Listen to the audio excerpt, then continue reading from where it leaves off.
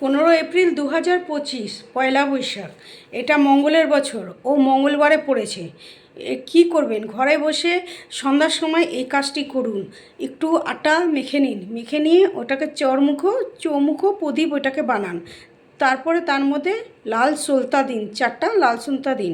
দেওয়ার পর তার মধ্যে চামেলির তেল দিন ও কিছুটা কালো তিল ওর মধ্যে দিন। আর কিছুটা চাল নিন, নিয়ে নিচে চালটা দিয়ে তার উপর সেই প্রদীপটাকে বসিয়ে ওটাকে জ্বালান।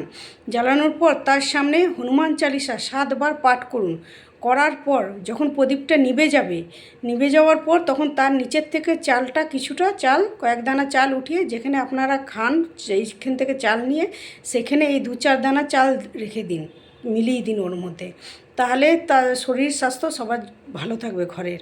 ও যখন তারপরে সেইখান থেকে সব কিছু নিয়ে উঠিয়ে রেখে দিন। পরের দিন এই সবগুলোকে, যেমন প্রদীপ, চাল এগুলো থাকবে, সবগুলোকে জলের মধ্যে ভাসিয়ে দিন। এতে কি হবে, এতে ঘর থেকে নেগেটিভিটি দূর হবে, ঘর থেকে বাস্তু দূর হবে, ঘরে সুখ শান্তি আসবে, রোগ জ্বালা দূর হবে, ঘরে মা লক্ষ্মী বিরাজমান থাকবে।